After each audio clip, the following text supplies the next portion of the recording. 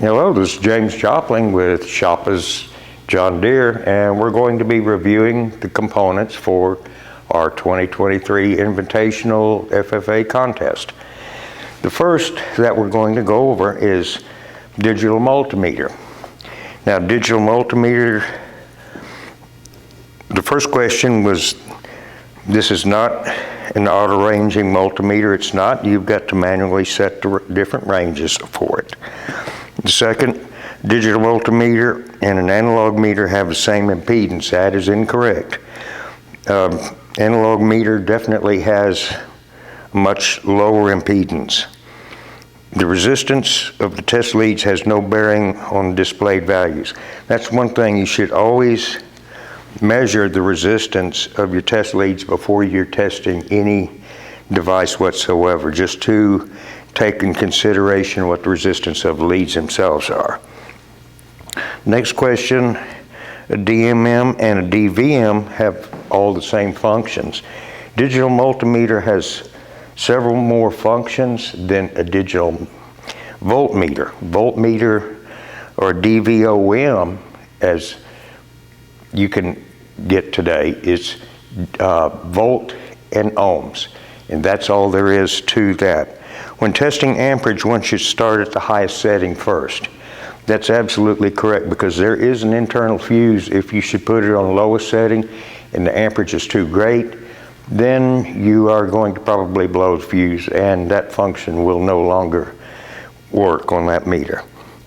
So now the next in the electrical category is, it's a fan speed resistor. It's just simple resistors. You have 12 volt input, and then it just goes through a series of resistors to have the fan slower or faster. Now, the first question is testing between terminals A and B. Terminal fuse is indicating to be faulty.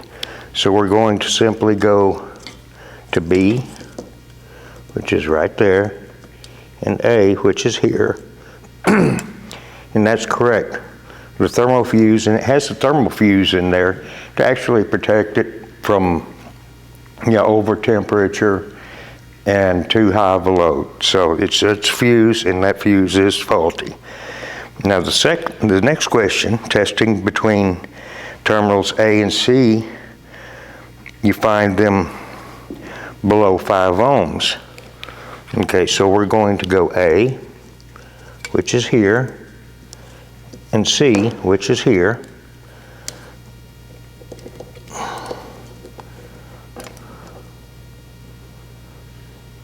Two-tenths of an ohm.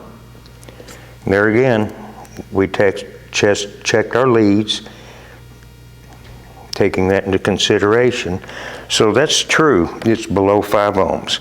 Now, testing between terminals A and D, you find it to be less than 1/10 of an ohm. So we're going to go from A, which is here, and D, which is here.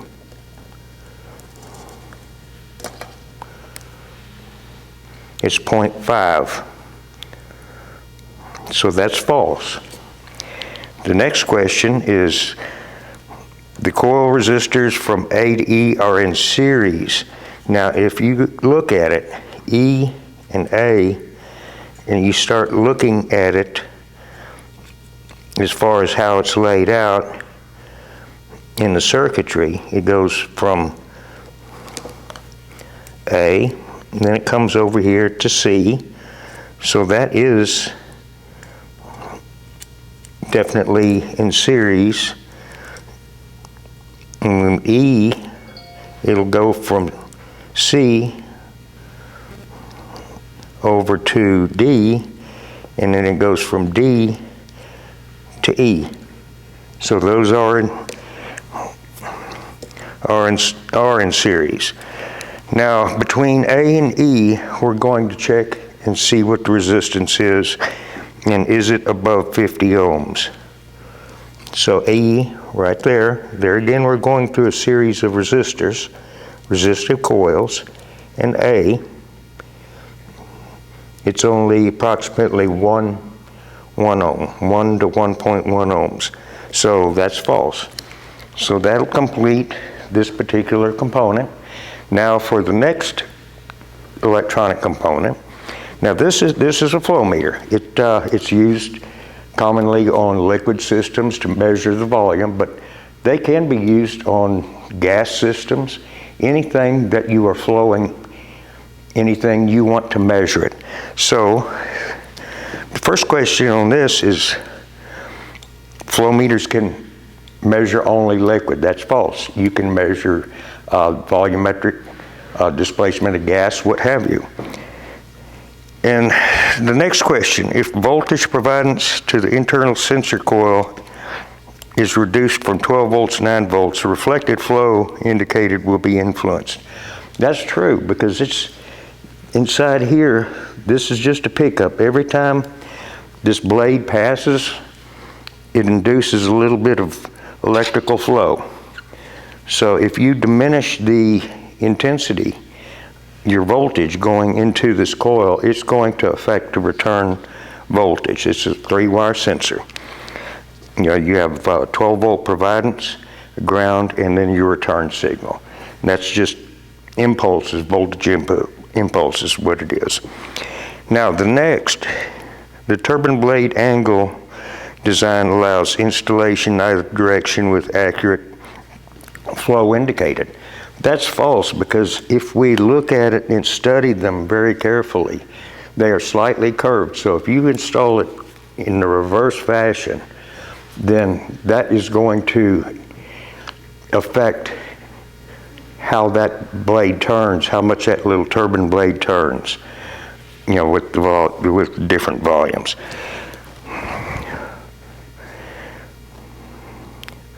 If the flow meter is seized, the flow indicator will not be diminished. If it's binding up and should spin rather easily, if it's binding, then it's not going to be able to impulse nearly as many times as it should for the volume of which is being displaced through that. Next question, if a turbine is rotating, rotation is impaired, this could cause diminishment of actual liquid being displaced. To a certain degree, that is true, because if you slow down the flow, instead of it flowing freely through here and spinning the turbine, it's going to have a restriction. So that is all for these 3 components. Okay, the next of our electrical components, this is a common speed sensor.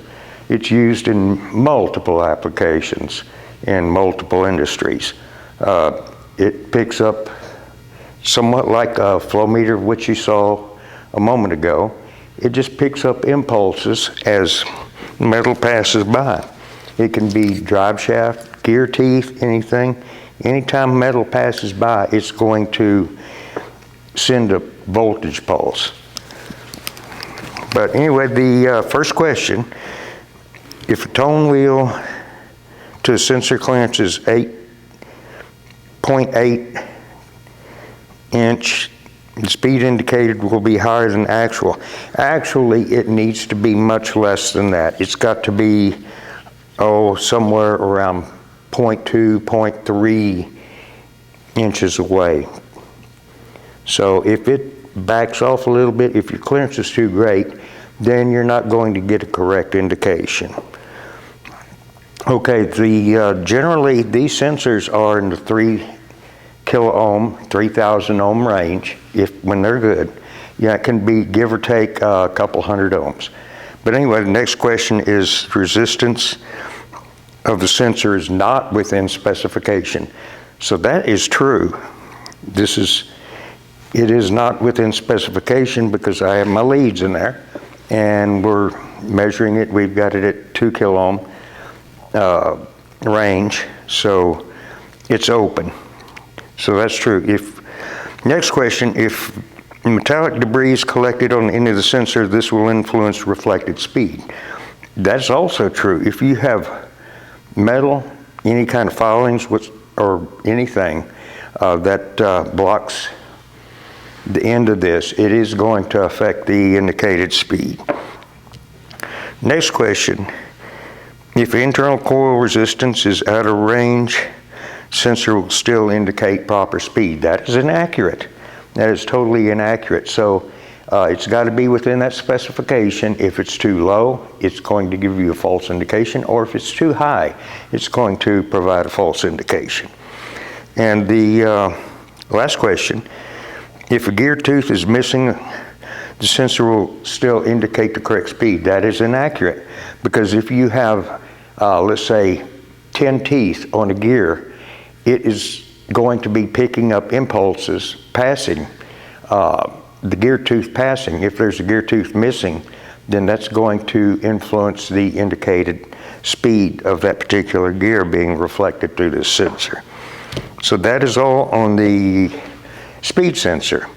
Now next we have a relay, just a simple relay that's used in multiple applications.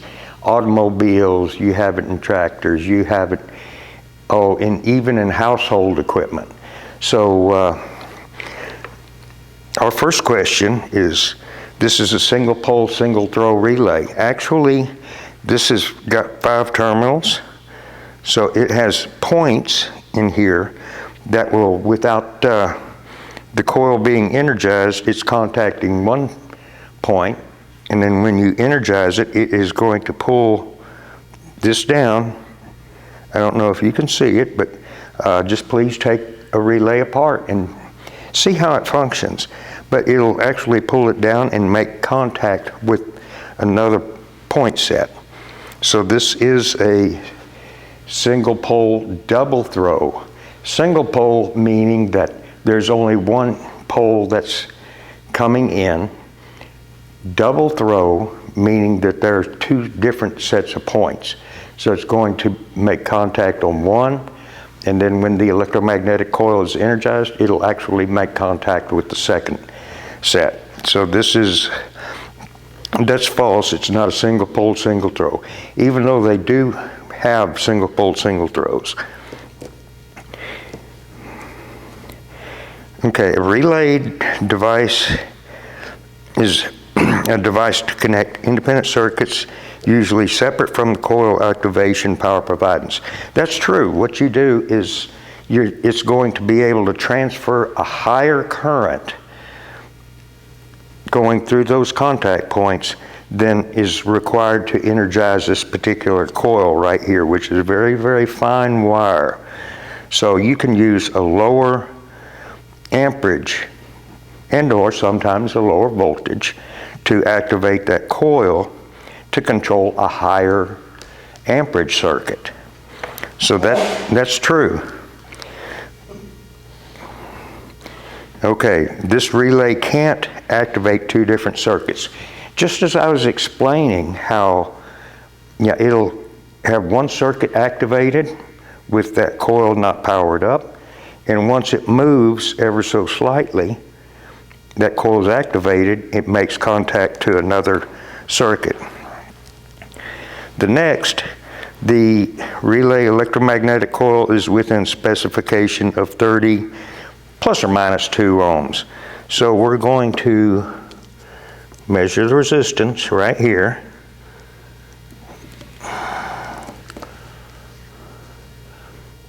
It's approximately 65.6 ohms. So that's false. Now the last question concerning this, if the voltage providence to terminals 30 is lost, the relay will not actuate. That's not correct. We can look at the schematic, and you can look it up on a single pole double throw relay. Terminal 30 is the one that has power, the higher current power coming into it, as to where it will, you can actually energize the coil, but if you lose voltage on that, then you're not going to be able to actuate either one of the controlled circuits. So that's false. So that is all which we have for the relay. Now our next component, which one of my favorites, is GPS satellite receiver.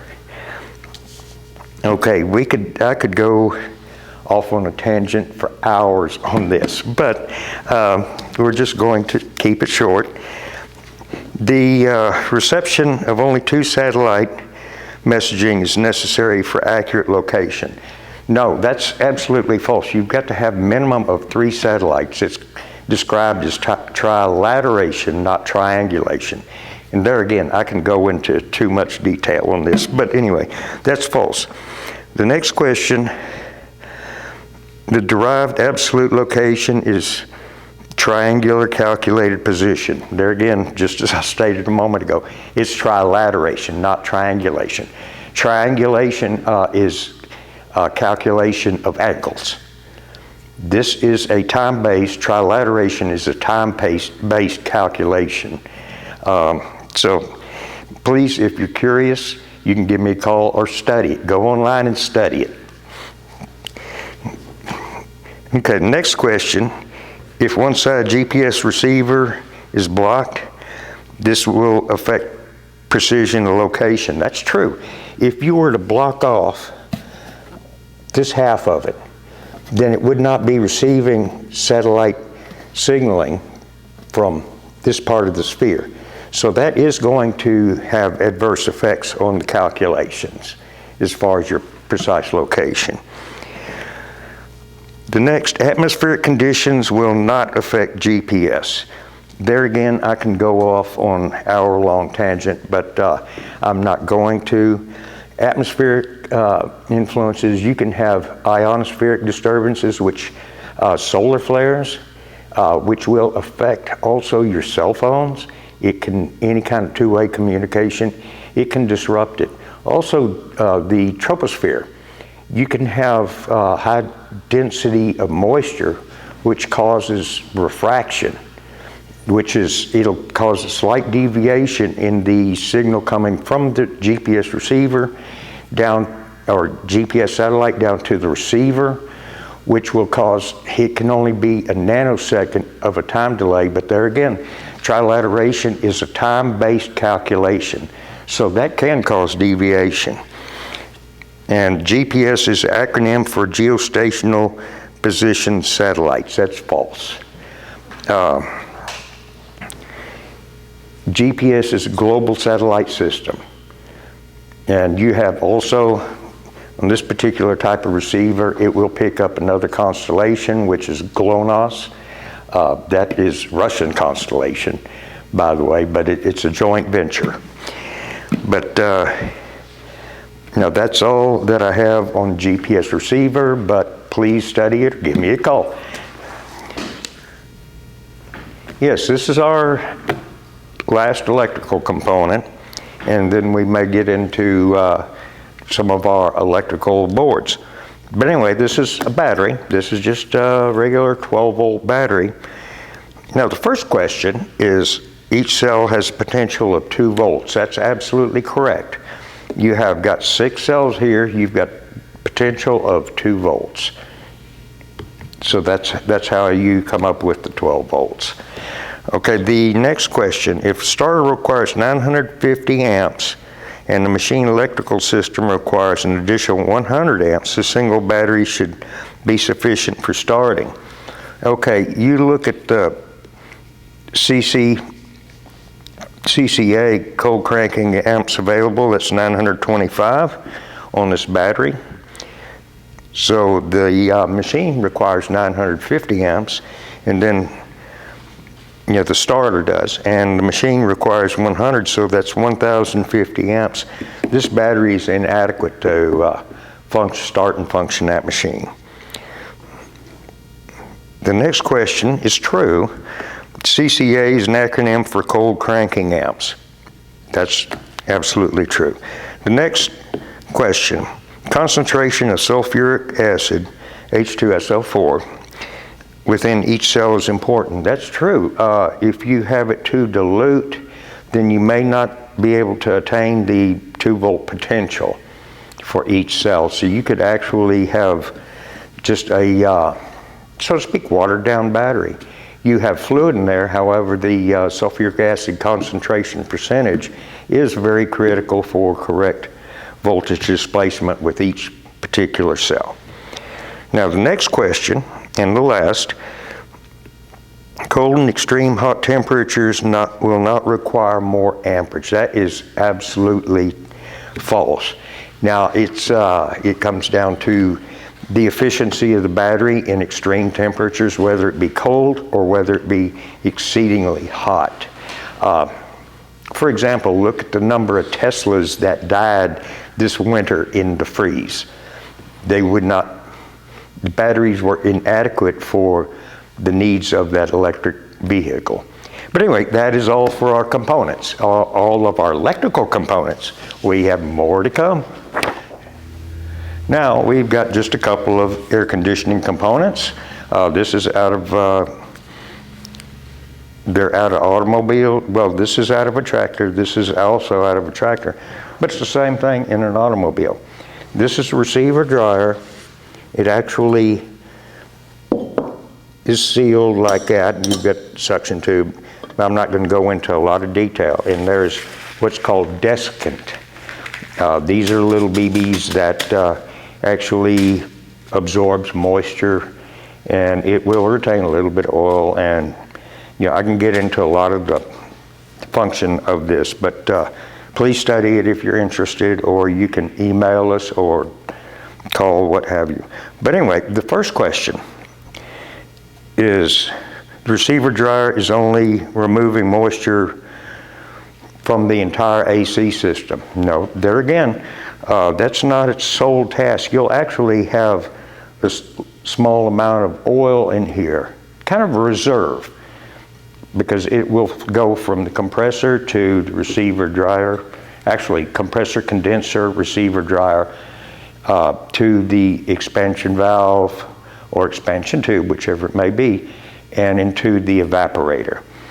So that's false. Next question, if desiccant filter is saturated, this will not influence AC performance. That's false. If this becomes too saturated with moisture, too much oil, anything as such, it's going to create a restriction. And with that restriction, you're going to have issues with its cooling going up to the evaporator, the expansion valve, expansion tube, evaporator. So it will adversely affect the functionality of it. Now, next question is, it's true, the receiver dryer will also collect debris from the compressor. Yeah, it's not only going to absorb moisture, but it's going to absorb whatever little amount of debris. Say the air conditioning compressor is starting to fail. It's going to collect little pieces of metal or fibrous material, what have you, in there to, it's a filter to filter out the system before it goes up to the expansion valve. Now, the next question, the receiver dryer is always located before the evaporator. That's true.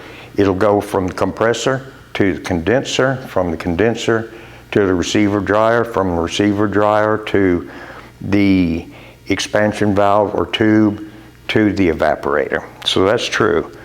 Next question, the receiver dryer is also a refrigerant storage unit, such as an accumulator in hydraulics, to supply the system with slight reserve of refrigerant when its demand is necessary. That's absolutely true. And that's all for our receiver dryer. Now we've got another one. This is an expansion valve. Kind of a neat little device, but okay, the first question on the expansion valve is false. An expansion valve changes Freon from a high pressure gas to a low temperature liquid. That's not necessarily true. Next question is false. This type of expansion valve uses no external equalizer line. This one does. You see this line right here, that's the equalizer line. So that's false. Next question, if the compressor is not able to deliver the volume of Freon necessary to provide correct volume and pressure, this type of expansion valve will adjust to maintain temperature setting. That is inaccurate. That is totally inaccurate. A low charge will cause the system not to function properly. You won't have adequate cooling, contingent upon how low it is. Next question is also false. This type of expansion valve is physically controlled by the operator. You have absolutely no physical control over this. It's all, you've got equalizer line and you've got thermosensing. So that's absolutely false. The last question, this type of expansion valve will not change the freon from a liquid to a gas at any time. That's absolutely false. But anyway, that's all that we have on air conditioning systems. Now, we're going to get into the hydraulic category. The first component of which we have is an electrohydraulic valve. It uses an electromagnetic coil in here to move a valve ever so slightly. It'll move a valve, which in turn opens up a passageway, which will go into another passageway and manipulate another valve down here. And our first question on this is, this type of valve is used to function pneumatic operations. Not this type of valve. It is not utilized. This is for hydraulic functions. Okay, the next question. If the electrical providence is diminished to the coil, there will be no notable directed hydraulic functional performance. Now, if this coil should fail in here, then it's not going to allow this valve to move. It's not going to magnetically move this valve, which will not open up a passageway. Therefore, this valve, which is controlling another probable higher pressure and higher volume function, it will not move. And it's just like a relay. If you think about relay, this valve is moving. It's just like on that relay, that double pole relay, it's moving a little paddle which makes contact to two higher power circuits, controlling them. Essentially, that's what this is doing right here. Now, the next question is true. If the directed hydraulic control function is not functioning properly, a possible cause may be loss of pilot pressure. Now, there again, I can go off on a large, long, detailed tangent, but if you lose pilot pressure, which is somewhat directed by this spool with that coil, which manipulates the movement of this spool, then if you have loss of pilot pressure, that will cause the controlled function to have an issue. Now, the next question is true. If the sump port is blocked and directed function may remain engaged, even though electrical providence of the coil is discontinued. That's true. Because when this does go back down, it's got to have some place to get rid of the oil. So if it doesn't have any place to get rid of that oil, then that valve may just stick. It's pressure locked, so to speak. So that can cause it to not disengage, not allow disengagement of that particular function. Now, next question, if a return spring should fail, the directed hydraulic flow to the controlled mechanism will cause no issues. That's false. If this spring were to fail, that's the return spring that actually pushes this valve up back into its home position, so to speak. So if that were to fail, it will cause problems with the controlled circuit, the hydraulic circuit. But anyway, we're going to move on quickly to our gear pump, which this is a common gear pump, just classified as open center pump, two gears meshing together. And there again, I could go into a lot of theory of operation in detail, but I'm not going to at this time. The first of the questions is false. If a leak in the system occurs, the flow from the gear pump will not remain constant at the constant drive RPM. That's false. Now, the next question is false also. A gear pump is considered a closed center hydraulic pump. That's totally opposite. This is an open center pump, and there again, please study it if you're curious. Just look it up online and see what the difference between open center and closed center pump. They are very similar, but they're very, very different. Now the next question is also false. The volumetric flow will not vary according to drive RPM.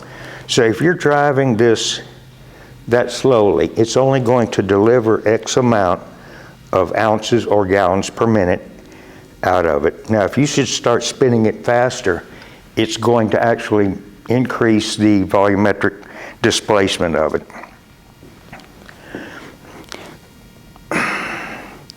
Now the next question is true. With any gear pump fluid system, a relief valve is necessary to maintain a constant system pressure. Yes, you're driving this physically, constantly while the machine is running. So it's developing pressure, so that pressure has to go somewhere. So you're going to have what's called a relief valve in the circuit to relieve, just dump it back into the sump or back into the system somewhere to keep the pressure from increasing exponentially. So that's true. Now, next question, this can be considered an open center or closed center hydraulic pump. That's false. This is strictly open center pump. And there again, just go online real quick and study, see the difference between an open center and a closed center pump. That's all questions of which we have for the hydraulic pump. Now we're going to move on to our hydraulic cylinder. Very common cylinder. There again, it's used in pretty well all industries. You have it in your steering. You can have actually a hydraulic cylinder on your steering in some of the automobiles. On industrial machines, farm machinery, you name it, just all different brands all over the world. They use a hydraulic cylinder. But anyway, we're going to get down to the first question. The cylinder rod diameter is within specification of 0.983 inches plus or minus 3/1007 inch. If we mic it,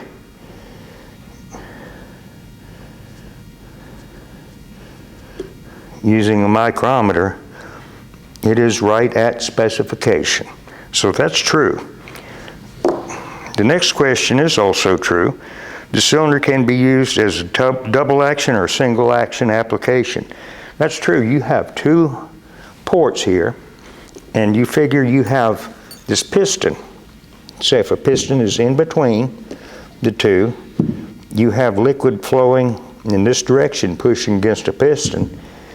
You can also have a fluid passing in this direction, pushing in this direction. So you can have bidirectional movement. You can have it as a single acting cylinder. Say if down here you've just got a vent to the atmosphere and you're only applying pressure to this end of it, it'll force it down, and then you can have just a vent when you relieve the pressure on this end to allow it to go back in that direction. So it can be used as single or double acting cylinder. Next question is false. If hydraulic pressure applied is the same to the extend end of the cylinder piston and then applied to the retract end of the cylinder by reversing flow, the end result, the force will be equal bidirectionally. That's false. That's inaccurate. One thing is, you consider the surface area application. How much volume do you have and pressure going against this end of that piston? Then on this end of the piston, you have to take away the cylinder rod itself. Therefore, you have much less surface area right here for it to apply the force to. So it's going to have much less force being pushed against in this direction than it will that direction. Next question. if the commanded flow rate to the cylinder is increased, then the lift capacity will be increased. That's false. There again, as we just discussed, the surface area of applied force of the piston on this end is much less than the surface area on the back end of it. And the last question for the cylinder: if the cylinder rod is bent, it can be used for curb force application. No, you can only, it cannot be bent. But anyway, that's just false. All right, so that's all we have on the hydraulic cylinder. Okay, now the last of our hydraulic components, this is called an accumulator, hydraulic accumulator. Now this is, it will be filled with a gas back in this pocket. That's where you fill it, right here. And this actually has a bladder. This is a bladder type. So that gas is pushing down, and then you're going to have hydraulic oil entering that passageway right here. It's kind of deadheaded off in here, but this acts as kind of a cushion in the hydraulic system. So the first of our questions, an accumulator and attenuator are of the same design. That's inaccurate. An attenuator is, I would describe it as nothing more than a hydraulic muffler. It's a canister that you will have hydraulic oil coming in, and it's just kind of through volume within that container. It's taking the shock waves out, the impulses from a pump, what have you, and then it sends it right straight back out. And it's a pass-through canister. This only has one inlet right here. So that's false. Now the next question is true. This is this bladder type accumulator is gas-filled unit, which is designed to cushion hydraulic or gas system spikes. Absolutely true. There again, you have gas in this chamber, and you have your hydraulic or whatever's coming into this chamber. If you have a spike, it's going to push against that pillow of dry nitrogen is used in here. So yes, this will actually, it'll act as a cushion, a pillow within the system. Next question is false. An accumulator passes liquid or gas through the inlet and outlet to dampen spikes. That's inaccurate. As we discussed a few minutes ago, that is an attenuator. This is an accumulator. An attenuator will have an inlet and an outlet. An accumulator only has this one inlet. Now the next question is false also. The pressure within the bladder is not relevant to dampening. Now let's think about this. Let's analyze this. You've got dry nitrogen in here at, say, 1,000 pounds. All right, and you have oil that's coming in and pushing against that, and it does help cushion it ever so slightly. Just you have spikes. Now what happens if your dry nitrogen in this cavity is diminished? It's going to cause that to collapse. Therefore, this entire chamber is going to fill up with oil, and once it fills up with oil, then it has no cushion. It has nowhere to, nothing of which to cushion it with, because all your dry nitrogen is gone. So it is very critical, the amount of dry nitrogen, how much pressure you have within that particular cavity in there. Now the last question, an accumulator can be utilized as a pressure reserve reservoir in certain applications. That's true. So if you were to take this and have it full of oil at pressure, the hydraulics is at one pressure. You have your nitrogen gas in here, it's charged, and then when your pressure is diminished in particular hydraulic circuit, you've got a little reserve cavity right here, and it's going to actually push and give you a little, so to speak, boost, give you a little bit of additional volume within that particular hydraulic circuit. And that is all we have for our hydraulic category. Okay, now we have just a couple of engine components, and I'll start with this. This is turbocharger. Okay, turbocharger utilizes exhaust gases to turn this turbine. The exhaust gases coming out of this engine are going to go and they're going to turn this turbine. That's going to be the driving force, and then it goes into the muffler or emissions exhaust. By turning that, it's going to actually turn this turbine. This is the fresh air turbine, and that's what sends pressure to your engine to the intake system. So the first question, as the power demands increase and the exhaust volume increase, the turbo exhaust turbine speed increases, thus increasing intake turbine speed, therefore increasing intake manifold pressure to the combustion chamber. That's true. There again, you increase your speed and volume of the exhaust. It's going to spin that turbine faster, which is going to spin this turbine faster, which is going to increase the volume going into the intake system and into the engine itself within the combustion chamber. So that's absolutely true. The next question is false. The intake air turbine should always remain at a constant speed. There again, you increase the speed of the exhaust turbine. Your intake air turbine is going to speed up more. So it's not going to remain at a constant speed. When you drop down to idle, then it's going to start reducing in speed. Now the next question is false. The supercharger and turbocharger are driven by a crankshaft drive belt. Only a supercharger is driven mechanically. A turbocharger is only driven by exhaust gases. So that's totally false. Next question is true.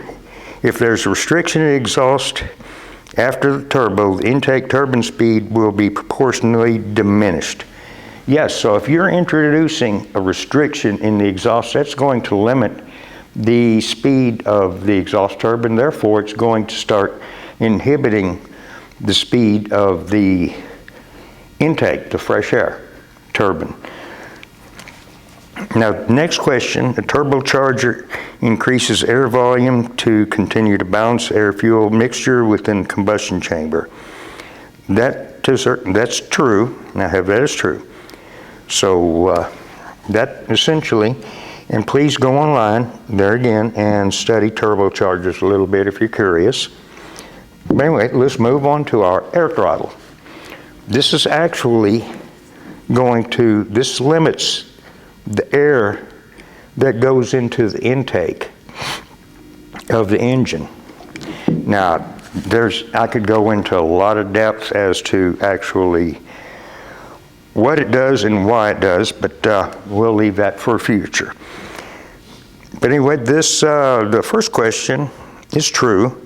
When the air throttle valve is closed, a negative pressure will be noted in the intake manifold. So if that closes, you have fresh air or your intake air coming through here. Yeah, it's traveling in this direction. And guess what? You close it off. Your engine is still trying to pull air, so guess what? It's going to go into a vacuum state, or it's going to have diminished air providing state within the engine, the intake manifold or what have you. So that's true. All right, the next one is true. The air throttle is controlled by an engine control processor. Yes, the computer engine control processor actually does go in here and intercommunicate, and it regulates this according to whatever the emissions and what demands are needed. Yeah, this is no more than a little servo, but it has position sensor in here, and that's reflected back to the ECU. So that's true. The next question is false. The air throttle is normally closed. Generally, if you want your engine to run decently, it's got to be open. There are times when it's going to close back a little bit, but that's for emissions reasons. Now, next question is true.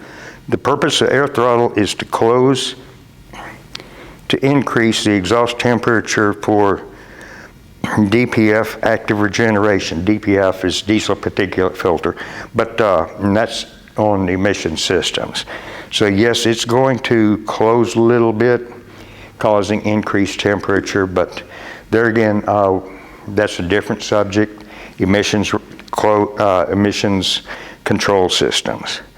Now, the last question on this is false. The air throttle is volumetrically controlled by airflow.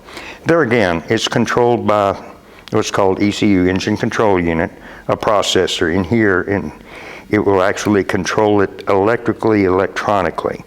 It's not influenced by airflow. That is all for our engine components. Okay, now we have just a couple simple bearings, just miscellaneous bearings. So we're going to start with the radial ball bearing. And everybody, I'm sure, is familiar with these.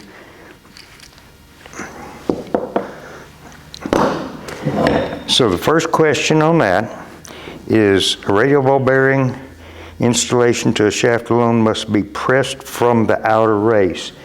Now here is one thing, when you're pushing it onto a shaft, you must apply force to the inner race. If you do not, if you apply force to the outer race, you are going to put little dents, little tiny dents on the surface of that race. And that's somewhat described as a Bernelling effect, and there again, I can go into a lot of detail, but if you're interested, you can research that. So that one was false. The next one is false. A radial ball bearing uses conical rollers. Now we'll get into a bearing which does have conical rollers, but these are just round balls, spheres, so that's false. Next one is true. Bernelling is a condition caused due to incorrect installation which causes small indentations in the inner and outer races which cause premature failure. That's true. That's something of which we briefly touched on just a few moments ago. The next question is false. If one does not preload a bearing, it will fail due to improper clearance. That's false. A lot of the ball bearings have no preload, meaning it doesn't have force pushing on it. So that's false. Now, next question is false. A radial ball bearing must be cleaned and blown out with high pressure air spinning as fast as possible to ensure all debris is cleaned out. I know it's kind of neat to have one, you're holding it and you blow it with air blower, speed it up, hear it sing. You can actually have one come apart. And if you're holding it like that, it'll come apart in your hand. That's an absolute no-no. Now we're going to move to a taper roller bearing. Now these are conical shaped, conical bearing. And so the first question, a taper roller bearing has only a single contact point. You have all these, they're in this housing as such in the outer race. Notice how many contact points you have all the way around it. Next question is true. Equal forces applied in both directions while rotating the shaft. Okay, that's true. Next is false. If the cone and the rollers can be separated the cone and rollers can be separated for cleaning. That's false. How are you going to get these little boogers out of there to clean those? You're not going to without destroying it. Now, the next question is true. John Lincoln Scott was awarded the first patent for this type of bearing. Now, that's going back into history, I know, and somewhat irrelevant fact, but that's absolutely true. John Lincoln Scott was awarded the first patent for this particular design. Now, the last question on this is false. The cup cannot be separated from the cone. I just did. So, that is false. That is all we have on our bearings. Now, we're going to get into our electrical boards. These are tools that we use quite often in training, and you can actually build the circuitry yourself if you wish. But anyway, the first question is false. With the board A switch off, we'll turn that off, and board T on, that's on. The O LED and the board C are not illuminated due to a faulty switch on board A. That's inaccurate, because see, you have power going, but if you were to look at this diode, there's a little mark on the end of the diode. It's kind of a silver stripe. Think of it as an electronic device that has a one-way door. Okay, that little stripe is a wall. The electrical current is passing through this, and it goes down and it meets that wall. So it's not going to allow any current to flow past that point, therefore completing that circuit. So that's what's called reverse bias. It's turned around so the electricity actually be going down and hitting that wall first. So that's false, because the lamps are good. Now, with the board A switch on and board T switch on board T off,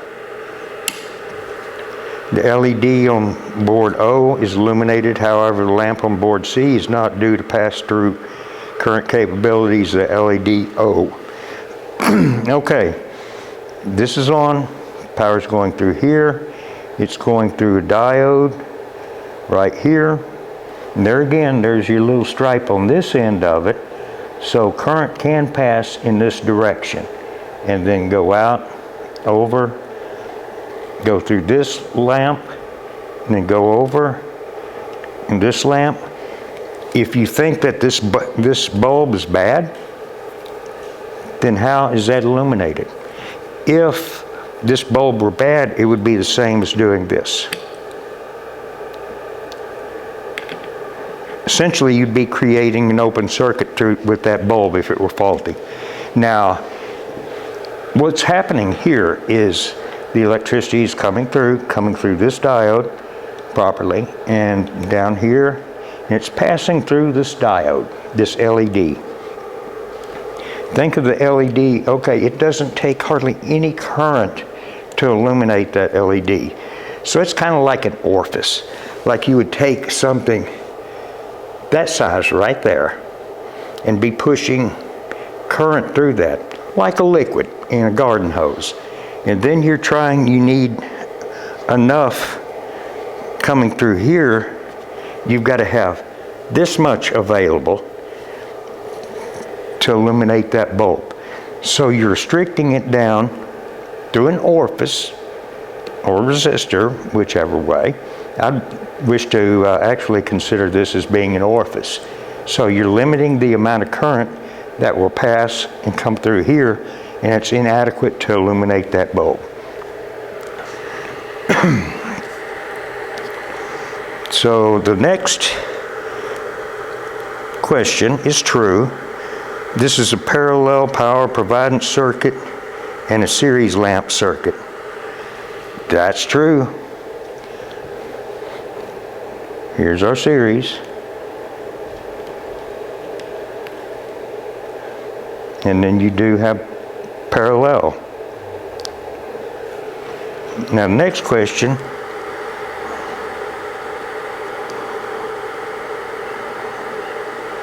is false. If a filament on board C were to fail, with the switch on board A turned on, board O would still illuminate. Now, we've got that turned on, and there again, if this bulb were to fail, and it's the same things we discussed a few moments ago, it'd be the same thing as doing that. So, that's false. Now, this next question is false. If switches on both board A and T were turned on, however, the fuse on board A were to fail, the board O LED would still illuminate. So if the fuse here were to fail, it'd be the same thing as turning that switch off. So that's false. And there again, if you wish, you can blow it up and look at the simple little schematic that I have for this particular bulb. Now we'll proceed to our next electrical board in just a moment. Now, this is another electrical board of which we have, and you notice we've got multiple different circuits involved here. But anyway, let's go over the first question, and it is going to be true. With the switch on board A in the off position, and it's off, and the lamp on board C1 and one LED on board M are illuminated. However, the lamp on board C will not illuminate due to lack of pass-through current of the LED, light emitting diode. That's true, because it's going to pass through the LED, then it's going to come over, and then it's going to pass through this bulb, and then it's going to come up over and pass through this bulb. That's for ground, is what it's doing. This is a grounding circuit, essentially. This and this are going to ground. That's unswitched right here. So that's going straight to ground. So that one's true. Now, the next question is false. With the switch on board A turned off, the power providence to the boards M, C, and C1 are all in series circuit. Power providence, we have switch off. Okay, we have nothing going. This is 87A, so we don't have any. We have power that comes in, 86, 30, 87A, and 87. These are the two coming from that relay, the two terminals, and one is 87A and one is 87. So we have power providence coming from here, 86, and it goes to 30, and from 30 it goes to 87. So this relay's off right now. So those contact points are in the normally closed on the 87A. So it's coming through that, and then coming up and going to ground, and also coming to illuminate that, which has power coming from that 87A also over to here, and then it comes over and it jumps to ground. So now and they're all not in a series circuit. It's kind of series parallel. Now the next question is true. The switch on board A controls ground circuits to the relay board J and LED on board O. That's true. Okay, it's coming to the ground when we turn the switch on. It's providing the ground to the coil, which is 85 of the relay, and also it's going to provide a ground to the LED on board O. Now the next question, if a fuse on board A were to fail, only the relay on board J wouldn't function. That's false. Say if we go ahead and kill power, which would be the same as burning that fuse out. Yes, the relay wouldn't work. However, what you've done, this is completing, this is coming from ground over here, jumping to there, there. So that's not the only circuit that is going to be affected. Yeah, it will still function, even if that fuse were to fail. The relay won't, but that lamp will. With switch on board A off, only one LED on board M is illuminated to a faulty filament within the second LED. That's false. Okay, we've got two LEDs. Now think of that diode that we had on the prior board that had that little wall, that little marking, that silver stripe on one end. These are diodes also.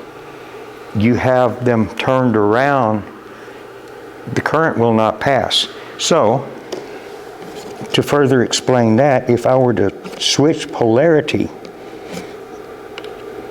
switch my leads around, having the current pass in the opposite direction, you notice that lamp is illuminated now. So that's all the questions on this particular board. Okay, this is our final electrical board. And here again, such as the other two, we've got fairly simple schematic here. But our first question on this is false. Bulb C1 is not illuminated due to a possible faulty element. That's false for the simple reason, even though we have power providence coming down over to here, there, up here. Now, we have this meter tied in here and over here to the ground. Actually, with this meter, it should not be displaying voltage, because this should be just a straight ground. It's actually displaying the power providence voltage. So essentially, you have faulty ground coming from here to here. It's the only reason, and that's how you test this particular type of circuit, is you're checking the voltage. It should be such as this one. You see where it's going to ground and coming over here to this.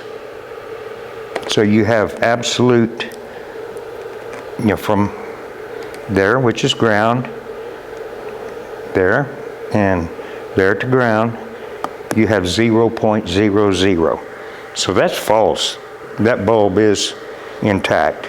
If that bulb were not intact, then it would be the same as unplugging that, if that filament were faulty. And you notice that we have 0 volts. Next question is false. If a power supply voltage is low, it will only illuminate the closest bulb. That's inaccurate. If it's low, it will illuminate. If we had a good intact ground, say if we were down to 9 volts, both of them would still illuminate, but not nearly as bright. You may just see a faint orange glow. Next question is true. The bulbs C and C1 are in a parallel circuit. That's true. Think about it. You have power coming in, power going through your switch, it goes to this one, and then it comes over to this guy. They are in a parallel circuit. In other words, you have this one, and then further down the line, you have this one. They're attached to the two. So that's true. Now, the next question is true. Observing voltage on DMM from the ground side of C1, the power supply ground indicates a faulty ground wire from board to power ground. There again, we discussed this just a few minutes ago. Yes, we're attaining source voltage right here, 13.84 volts. So that is indicating a faulty ground here. Now, the next question is true. If the filament on board C1 is faulty, causing lack of illumination, the voltage indication displayed on DMM should be 0. That's true. So if it is faulty, it's the same thing as, and we discussed this prior, is taking that off. If that filament were bad, then you would have no voltage display. And there again, that is all we have for our blue boards, our test boards here, training boards. And there's our little easy, simple schematic if you want to draw it out and play with it. You could just build your own little prototype board. And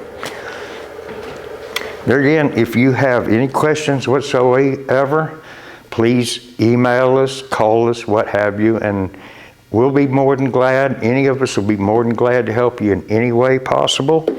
And thank you again from Shoppa's John Deere.